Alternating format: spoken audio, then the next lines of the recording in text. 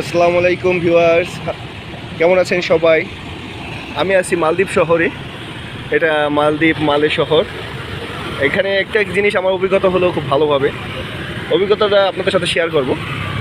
অভিজ্ঞতাটা হচ্ছে, আমি এখানে প্রায় 1 ঘন্টা যাবৎ বসে আছি, কিন্তু এত গাড়ি এখানে দিয়ে যাচ্ছে, একটা গাড়ি হর্ন বাজাচ্ছে না।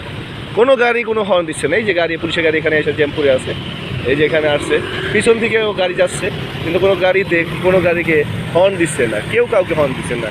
দেখতে পাচ্ছেন এখানে এই যে অনেক গাড়ি, যে এখানে জ্যাম বাসছে, এই যে একটা গাড়ি আসছে, একটা গাড়ি যাচ্ছে, কিন্তু কেউ হর্ন দিচ্ছে না। কিন্তু আমাদের বাংলাদেশের কালচারটা, মানে একজন একটু সামনে একটু ওয়েট করলে আরেকজন পিছন থেকে হর্ন দিয়ে মনে হয়। ওই যে একটা পুলিশের গাড়ি ওখানে, এই যে পুলিশের গাড়িটা দেখছেন এখানে, এই যে গাড়ি কত সুন্দরভাবে চালাচ্ছে।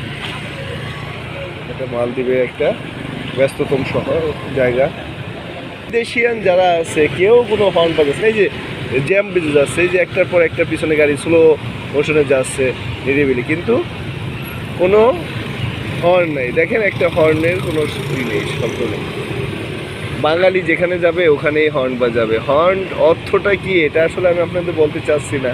এটা একটা গালি, এটা একটা গালি, খুব খারাপ একটা গালি। তাই আমাদের বাংলাদেশের কালচারটাও একটু পরিবর্তন করতে হবে। আসুন আমরা সবাই সচেতন হই, বিদেশের মতো আমরাও যেন সচেতন হয়ে আমরা সুন্দর একটা পরিবেশ পারি। ভালো থাকবেন সবাই ভিউয়ার্সরা। আসসালামু আলাইকুম। আল্লাহ বলো বলো বলো।